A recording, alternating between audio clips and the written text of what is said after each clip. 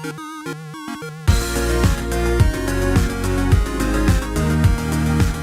everyone, welcome back to another Anime Kingdom reviews. See by the title below, yes, this is on episode 2 of Boruto, and sorry this is a day late. I just was pretty busy yesterday, couldn't even make any of my videos and stuff like that. But luckily, I found time finally, and here is my review on episode 2 of Boruto. Pretty much, how do I feel about this episode? It was a pretty good episode. We got a cool, action scene in it. We got some showing of the other characters, Iwabe being pretty much just this dude that like flunked several times because he's like full on all about like the old kind of ninja way, and he can't study, he chooses not to study really, and he just likes to pretty much say that, now that there's peace and everything, like why the hell does he have to do that if only he was born like before, blaming everything but himself, when if he really wanted to be a ninja, he would just keep on trying and not just like laze around and skip class, but instead actually try and study for those certain subjects that don't really relate to ninjutsu. You live in this time, you can't do anything about it unless you find like, a way to go back in time, to which obviously you don't know. So yeah, that's why I kind of didn't really care for his character overall. It's kind of just a bland character. I mean, sure, now he is, different in the fact that he lost to Boruto, so now he's like, oh yeah, we're classmates and all, and I'm like, oh my gosh, just one of these kind of attitudes again, kind of characters, nothing really special. Sai's son though, oh my gosh, Inojin is literally just like his father, his whole character and everything. Man, such a savage when Boruto, sorry, I almost called him Naruto, but Boruto literally was like, oh, you know what, forget everything, we could be friends, right? He just slaps his hand like I can't even trust you. Like, I don't even have trust in you right now. It's like, damn, what a savage he is.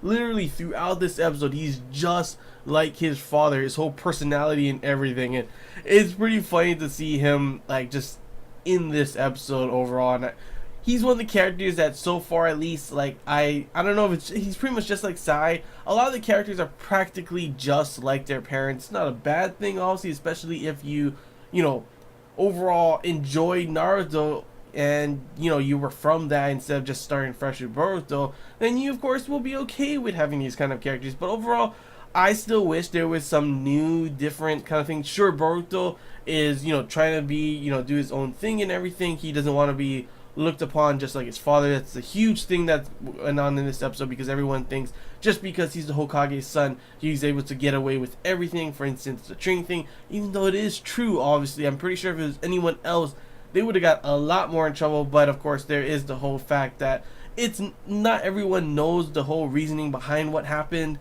and the fact that it should have been Denki that should be more in trouble. But obviously, Boruto took the whole he took the blame for everything on that, and that's why everyone's like that. But Boruto is literally, as much as he hates it, he is just like his father, full on his personality, his determination, all that kind of stuff. Even his fighting style, it was pretty much just like watching Naruto. There's nothing different. It's him and his shadow clones. When it looks like he's gonna lose, like normally someone else would start to try something different. But guess what? Boruto is just like his father, and guess what? Shadow clone jutsu, shadow clone jutsu, shadow clone jutsu. Only thing he can do, just like how Naruto was before as well. Sure, Naruto added to his repertoire with like his Rasengan and a shitload of different combinations of his Rasengan, and several other jutsus as well. But when you really think about it, I mean, sure, it's cool because shadow clone jutsu is Naruto's, it's his staple kind of thing, and Boruto is his son, so it's cool in a way that kind of gives some nostalgia to Naruto fans in the fact that he's just like his father. But like I kind of wish he would try and do something different in the fact that like he, we all see that he doesn't want to be like his father. He's, in a way always mad at his father because his father is never there, because of all these other things. He doesn't want to look, and it's one of those things where your father is like this, your father is like that, and everyone's like, oh my gosh, your dad's so cool, your dad's like this, why can't you be like your dad? I can definitely see why he would not like that. But then I'm over here like, then you use the same type of moves every single time, just like your father. You act the same way in that you'll defend someone, no matter what. You have this hard-headed determination just like him as well. And I mean, I guess you just can't change the fact that you really are Naruto's son. You really don't really see a lot of Hinata in him. So what can I say? Literally, it's just like watching Naruto, you know, in the first season all over again back when he was in school. It's literally just like that. Shikadai is just like his father. Inojin is just like Sai. Like Sarada's kind of just like, you know, Sasuke as well, in the way she just acts like she doesn't give a crap about anything. Though, you know, I kind of do ship her and Boruto, mostly just because, I mean, you know, their parents and everything. But like literally, she acted like she didn't give a crap, but obviously by her, you know, her fist, like she was like, oh no, what the heck's going on? She was obviously worried about Boruto. We don't fully know everything about that kind of stuff, like why she was worried and everything. Obviously, they are childhood friends and everything, even though she wants to deny it. But obviously, she was worried about him, and I can't wait to see more of the relationship between them. I don't mean just a like romantic relationship. That doesn't have to happen. But I just want to see more of the other characters. It was enjoyable to see Inojin, enjoyable to see more of Shikadai.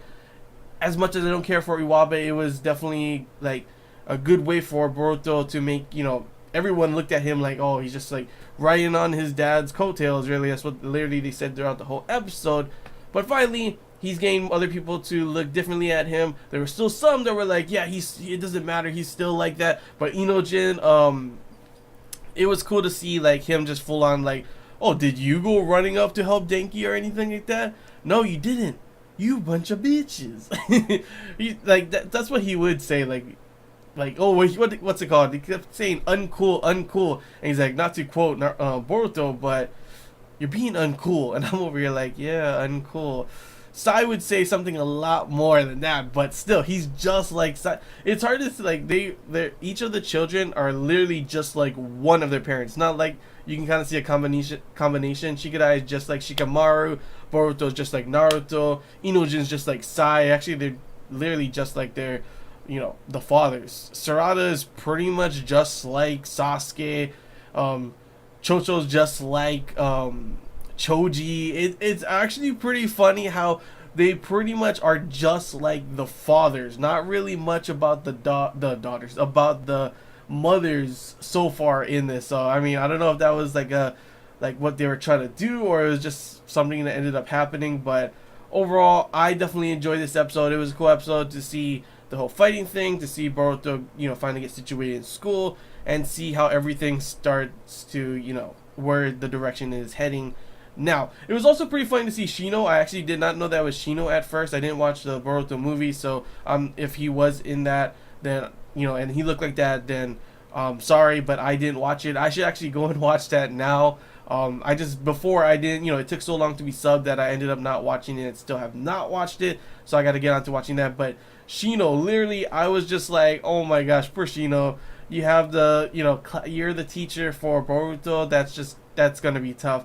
And when he goes into the classroom, he's like, where's all my students? I'm over here thinking, you are a sensory ninja. Use your bugs, find them. How the hell did it take him so long to go around the whole school until he finally found them and the fight was already over? That fight was pretty damn long, and yet he had a hard time looking for them. So yeah, I don't know, Shino. You got a lot of work to do, but I'm pretty sure you could have just used your bugs, and I'm pretty sure you could have found them pretty easily. You're a ninja too, so you would have got there super fast. That school is not that big, so I don't know what was going on there. Kind of a plot hole over there, but yeah, overall, I can't wait to see the next episode. Definitely excited to see where this is going. So far, I enjoyed the first episode. Definitely enjoyed the second one as well, and cannot wait to see more of the characters, see where everything is going. It's probably going to be just like how Naruto was for its first season with the whole school kind of thing.